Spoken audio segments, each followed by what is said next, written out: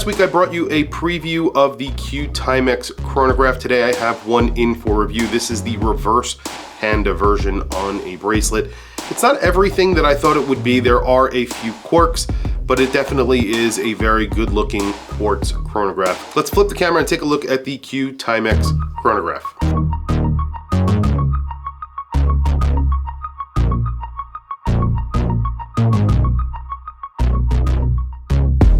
So here it is, the TIMEX Chronograph. I'm very excited about this watch. I did a news video about it when it came out.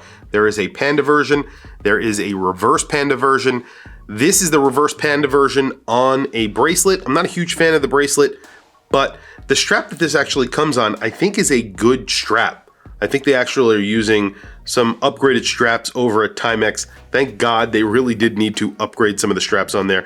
But I figured I could put my own strap on here if I wanted to, if I ended up keeping this watch. So that's the reason why I went for the bracelet. Now I paid $219 for this watch. I didn't get any discounts. Usually I'm able to do that with getting a new email. I wasn't able to do that this time. So I'm not sure if they're cracking down on things like that, but I paid full price, $219 for this. On the strap, it's $199. Now this is the reverse panda version.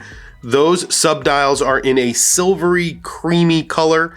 And then you have a black dial with applied indices. You have that big Q right there. And then you have a very domed acrylic crystal. Now on their website, for some reason it says mineral crystal, but I immediately checked this when it came because I knew that they wouldn't be putting a mineral crystal on this watch. And thank God they didn't, because I really would be upset about that. This has an acrylic crystal. It is domed and very domed. You can see that in keeping with all the rest of the TIMEXs that we've gotten in the past. You do see you get a really small crown here. I'll do measurements in a second. I wish they put a bigger crown on this watch. It doesn't look really out of place. It's a 40mm watch, basically spot on, but a larger crown I think would look good on this watch. You get a nice bezel on here. It is a fixed bezel, so this is the dive style case from TIMEX for the TIMEX, and usually you get a rotating bezel because obviously those dive style watches have rotating bezels. Even the GMT that they came out with had a rotating bezel, but this one does not because you have a tachometer and it is in glossy black. It's actually really nice. It looks really great with that domed crystal. Everything here I think they did really well. The only thing I don't like about it is the large Q that they decided to put at the 12 o'clock index.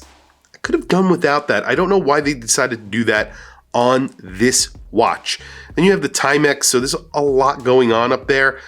And it's very large and it's applied. It's one of the indices, basically. It's the 12 o'clock index now. Not that big of a fan of it. There is Lume. There's Lume in the hands. There's Lume in the indices. There's a lollipop. And the other thing I really am a little bit disappointed in is the chronograph action. You can see right there, I'll start it, stop it. You don't hear a click, and that's because there is no audible click or any click that you feel when you push that pusher in.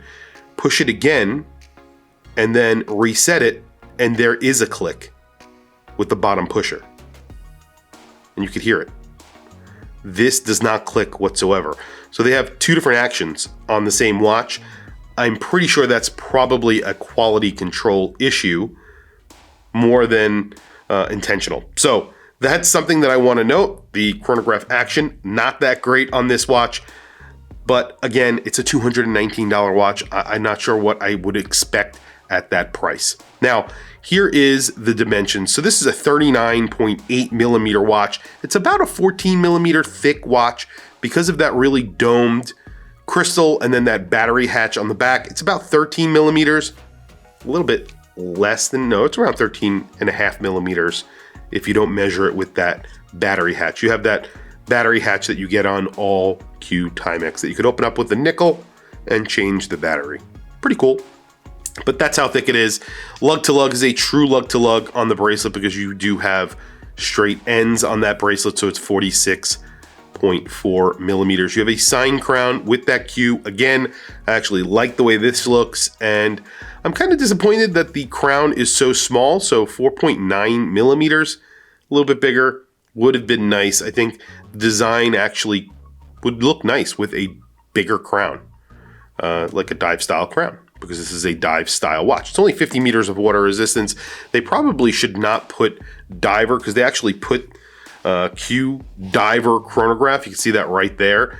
It says Q diver chronograph, not diver style. It says diver. So I'm not sure why they would do that. Here's the bracelet. You have polishing, and then basically brushing on the top, polishing on the side, and the underneath is all brushed.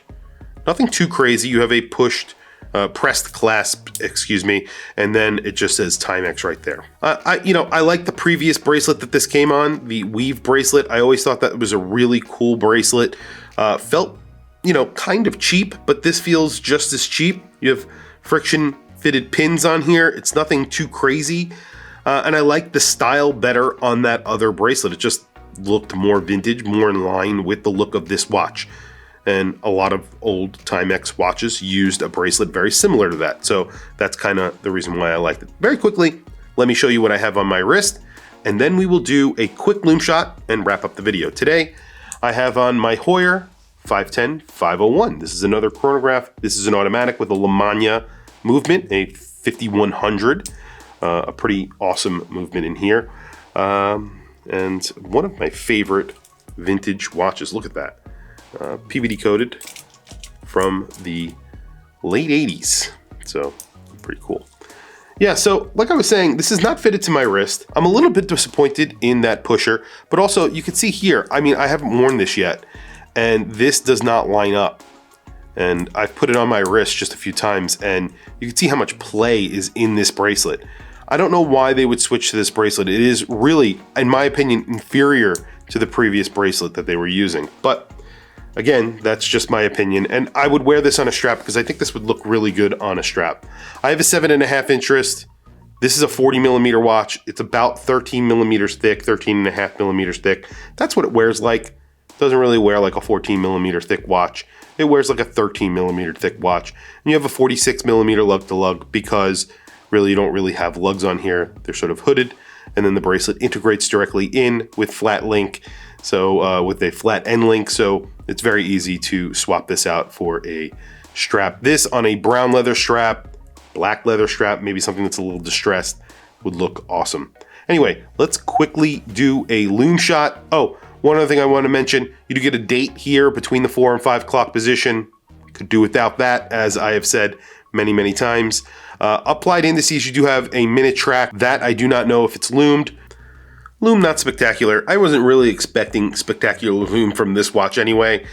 You can see the hands are lumed. I don't know why. I think they lume the indices, but they basically immediately fade. So I literally just turned the camera on after I turned off my UV light, and they just disappear immediately. So they must put almost trace amounts of lume on the indices. The hands, like I said, they have lume. It's not liberally applied. They did lume the second hand, which is pretty cool. And I always say that I wish that all manufacturers did that. When they're applying lume, apply it on the second hand as well, so that we could see that it's moving in the dark. That's, one of the things I always say. Other than that, you can see it's fading pretty quickly. Tell me what you guys think down in the comments below. What do you think of this watch? I think that if you were going out to buy something like a MoonSwatch, this is a lot better of a watch than the MoonSwatch. You're getting it in a metal case, you're getting it on a metal bracelet, you're getting an acrylic crystal, not a plastic crystal. You're getting a really nice layout of the chronograph, a really nice dial, applied indices. So you're getting a lot for your money here, and it's $60 cheaper if you get the version on the bracelet. And you can see the lume is terrible on here, but the lume is terrible on the MoonSwatch anyway. So there you go. So if you're looking for an affordable chronograph, this sort of looks like they went for an homage to the Speedmaster, maybe a Rolex. I think that that's what they were going for. It's sort of an homage to two very popular chronographs. Why not? Pretty cool. Maybe even a Zenith. Who knows? Really good looking, and has some quirks. That pusher, the bracelet, things like that.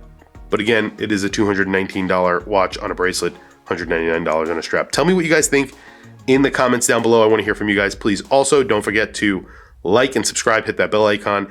It is super helpful for the channel, and I very much appreciate it. Please follow me on Instagram. My Instagram is WatchChrisBlog, all one word. I have some links in the description. Those links are to Amazon. If you click those links and buy anything, it helps support the channel. It doesn't cost you anything extra. However, I very much appreciate it. Anyway, thank you for logging on. I'll catch you guys in the next video.